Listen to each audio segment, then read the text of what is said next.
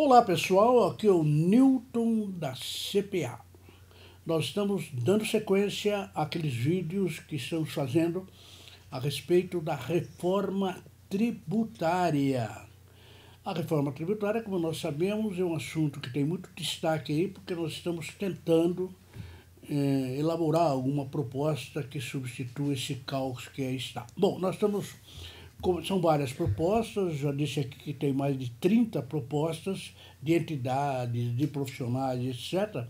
E o que nós fizemos foi selecionar as principais propostas, aquelas que realmente têm possibilidade de um dia vir a ser aprovadas. A gente não pode se esquecer que essas propostas ela tem que ir lá no Congresso, aí tem que seguir todo aquele caminho que a reforma da Previdência está indo lá. Primeiro na Câmara com 2 turnos e depois no Senado com 2 turnos, né?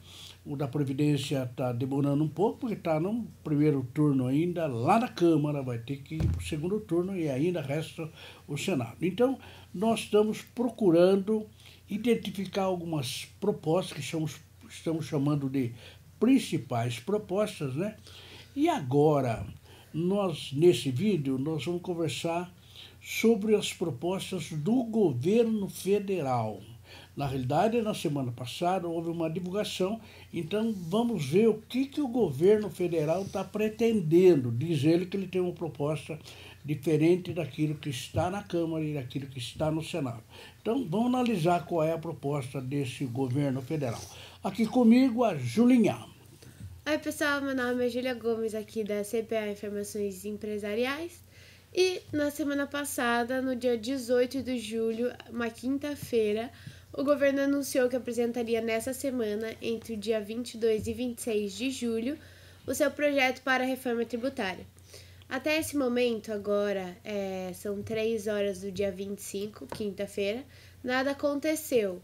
Estamos aguardando ansiosamente. Exatamente. O Paulo Guedes, que é o nosso ministro da Economia, disse que nessa semana estaria divulgando, né? E até agora não aconteceu nada, mas a gente continua esperando. Bom, de acordo com o anúncio que foi feito lá para o Paulo Guedes, o projeto do governo tem 3 caminhos. O primeiro seria o ITF, ou Imposto sobre Transmissões Financeiras. Esse é o primeiro caminho do projeto do governo. O segundo seria o IUF, que é o Imposto Único Federal.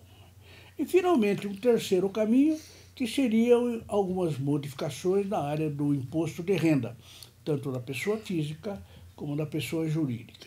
Muito bem, nesse vídeo a gente vai começar analisando o primeiro caminho, o primeiro item, que é o imposto sobre transações financeiras.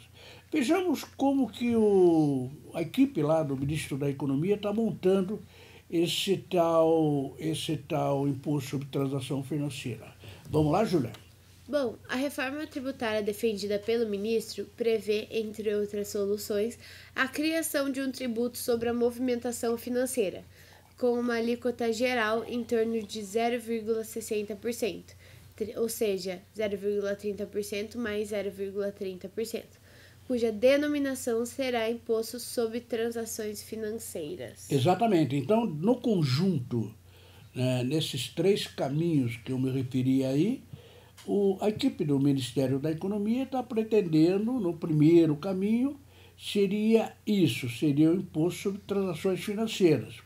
E, segundo aquela divulgação do Paulo Guedes, seria 0,60%, né? É interessante lembrar que esse 0,60% lembra a tal CPMF, que era 0,38%, quem se lembra bem, né? Muito bem, então essa é a ideia inicial. Agora, operacionalmente, como funcionaria esse tal ITF, Juliana? Bom, o ITF seria pago em cada operação, tanto pelo comprador, 0,30%, como pelo vendedor, 0,30%.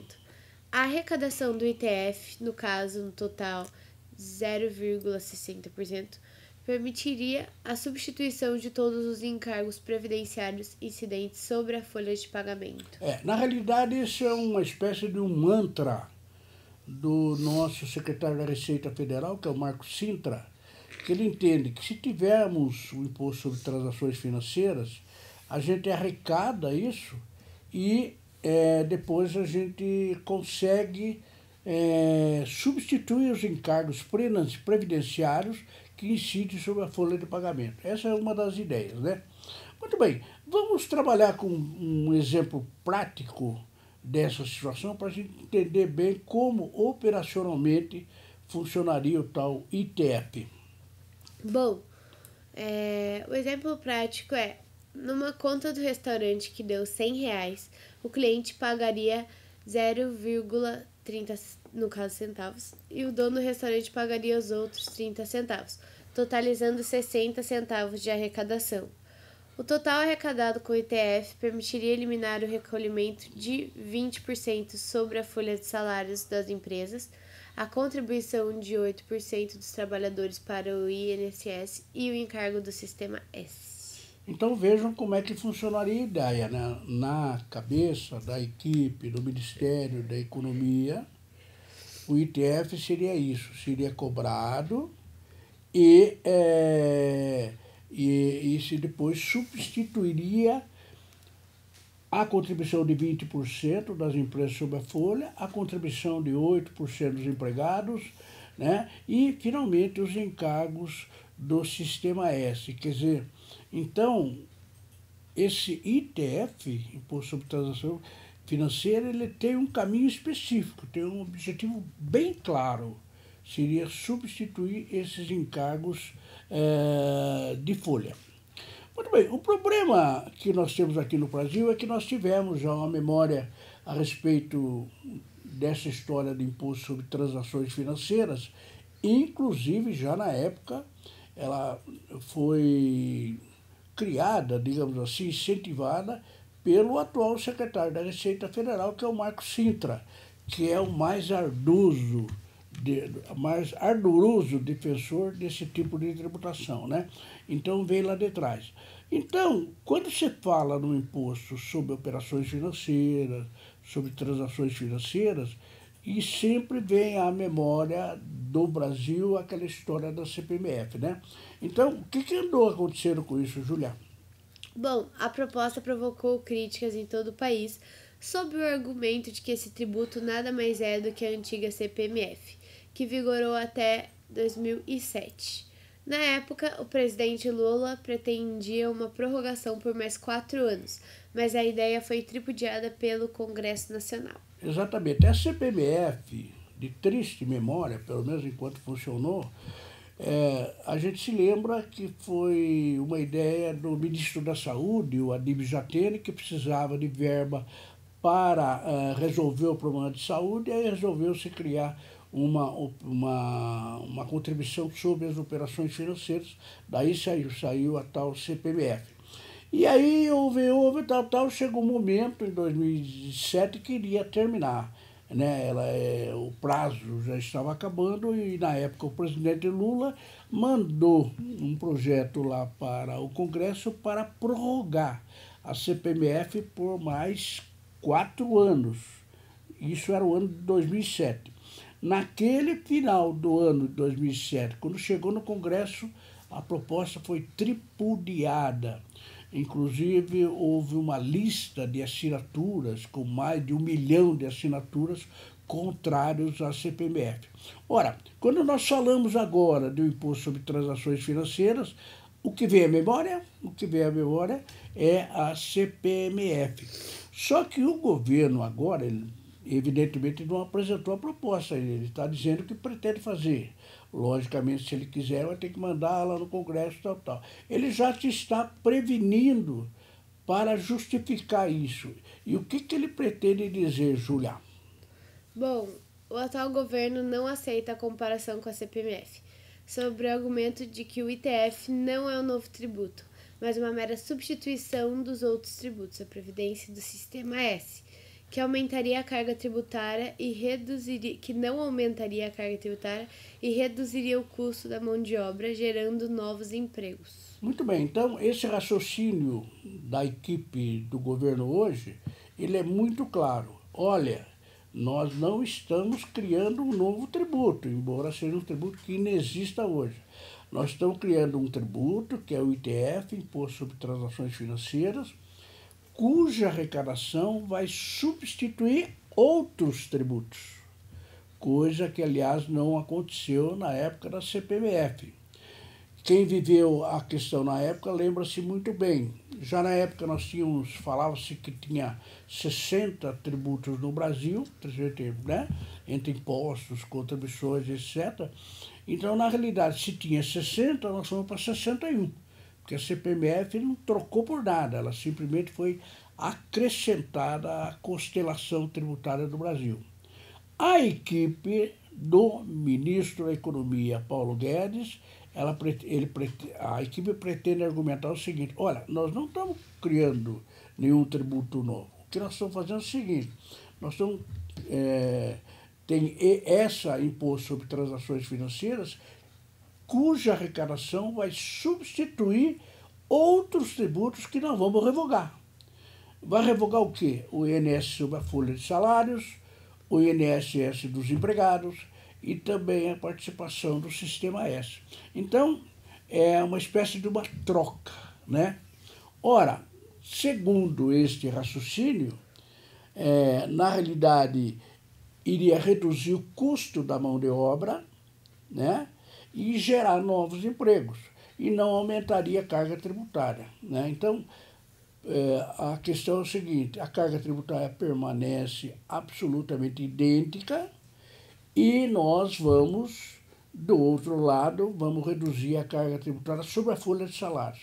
Ora, como nós estamos numa situação de 13 milhões de desempregados, parece que a ideia é, se custar menos para as empresas, o empregado custar menos para as empresas, evidentemente as empresas vão empregar mais, vai gerar mais emprego e vai diminuir ou reduzir de alguma forma o desemprego, que é gravíssimo aqui no país. Bom, a única coisa que a gente espera, claro, que os cálculos estejam corretos, né? Porque tem um mecanismo aí de reduzir a carga sobre a folha e aumentar a carga sobre os financiamentos, né? Sobre os financeiros. Então, se os cálculos estiverem corretos e esse raciocínio realmente funcionar, é possível que se consiga esse efeito. Muito bem, então vamos lembrar. Isso é uma ideia da equipe do ministro da Economia, Paulo Guedes. A sua equipe diz ele que já está tudo pronto, os projetos e tudo. Então, há de chegar o momento, e esse momento seria essa semana, e a semana já está terminando, até agora não aconteceu nada, mas há de chegar o momento que ele vai remeter, o Poder Executivo vai remeter isso na Câmara dos Deputados, onde começam os projetos de lei, né, ou a emenda constitucional vai remeter dizendo que é isso, isso, isso. Bom, aí o Congresso, né, primeiro a Câmara, depois o Senado, vai se pronunciar se isso é viável ou não. Eu só queria fazer uma advertência, afinal, dizendo que essa nossa exposição, essa nossa discussão está tomando por base as notícias da imprensa. Saiu no Estado de São Paulo o Valor Econômico, o jornal o Globo, saiu na televisão e assim por diante, né?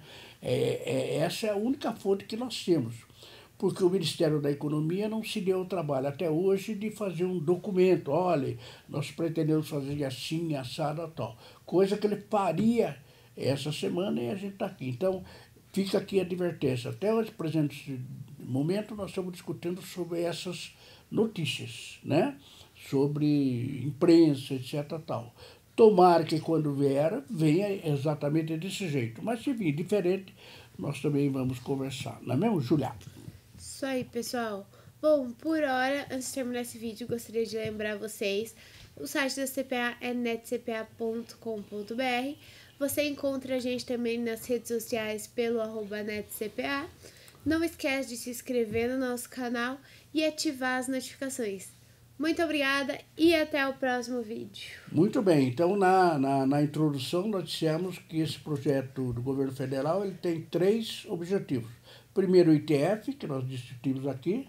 Depois tem o Imposto Único Federal, que nós vamos discutir no próximo vídeo. E depois, no vídeo seguinte, nós vamos falar sobre as mudanças pretendidas pelo governo federal na área do imposto de renda, tanto da física como da jurídica. Eu estou esperando vocês nos próximos vídeos. Muito obrigado.